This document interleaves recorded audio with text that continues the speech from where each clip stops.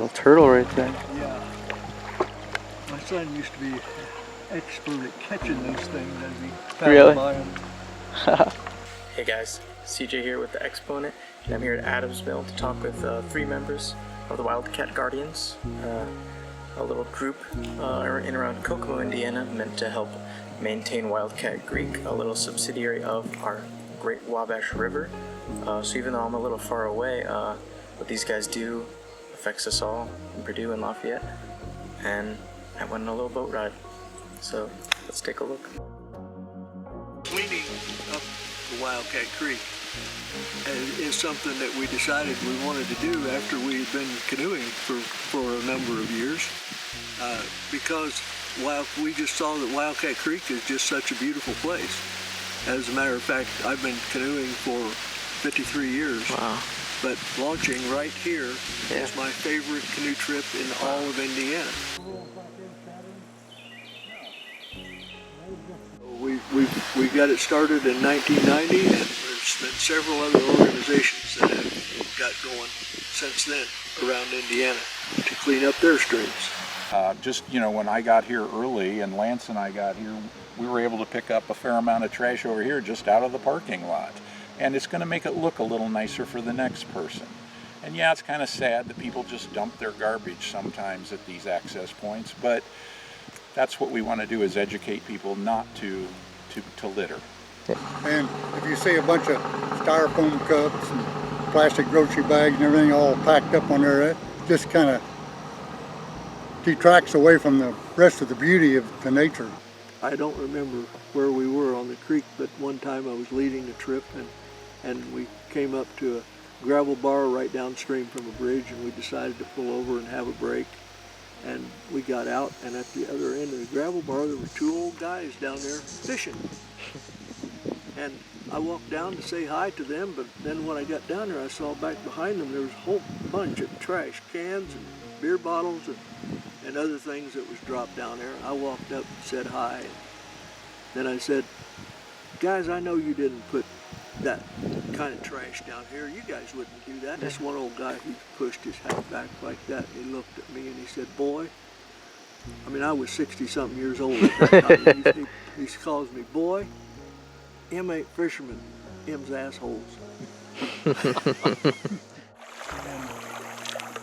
see more birds than we do mammals. They hiking stuff out of them. You never know who's going to show up on a canoe trip or a cleanup trip or a log jam trip, as well as swapping stories here and there and helping each other out with whatever we're doing. People live along the creek sometimes. You see fishermen out all the time fishing from the bank and say hi and, you know, have a little conversation as we go by, and so it's fun. It's fun to do. That's why we all like to go see waterfalls, or a section of river with very tumultuous rapids. But because we don't have a lot of those locally, we found that when we get in our canoe or our kayak and go down the river, I find I'm very calm and content, and I'm getting a little exercise and a lot of fresh air.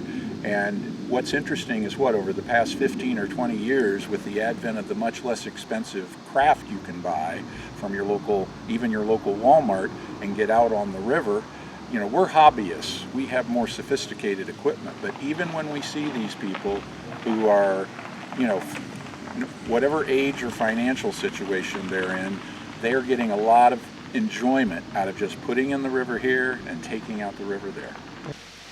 One time we were down here loading up people to take the canoe rides, and 3 or 4 of the canoes filled up with the group, and there was one 12-year-old girl that didn't get a ride, so I got her in my canoe. And we took off, and we were the first one in the group going down through here. And I was talking to her about all the things that we'd see on the creek, and I said, once in a while, we even see a mama deer out here with her little babies. She looked back at me as we were paddling down. She said, oh, you couldn't see anything like that out here. We get around the end of the oxbow, and we're coming up on a big log that's laying out there on the side of the bank down into the water. And as we're approaching it, a mother deer.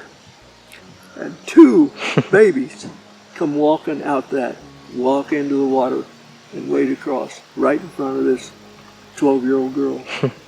She turns around and smiles at me and says, "Thank you." That's awesome. You make a 12-year-old girl smile at you and say thank you. Yeah. That's something you'll remember the rest of your life, and Wildcat Creek gives things like that to us. I always liked this creek because it reminded me of some of the old Disney cartoons where in the woods the trees start walking. Oh yeah, yeah, look at that. That's a sycamore, and those roots that's kind of a typical thing for sycamores to do.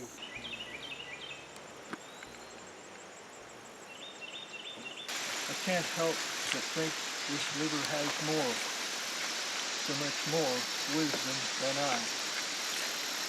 It always knows what it's supposed to do. Wouldn't it be nice if we could do that too? The river just flows. The river just goes. Around every bend and over again. Through all the highs and lows. The river just flows. The river just knows. No matter how the world turns or where the wind blows. Always has its own place to go. The river just flows.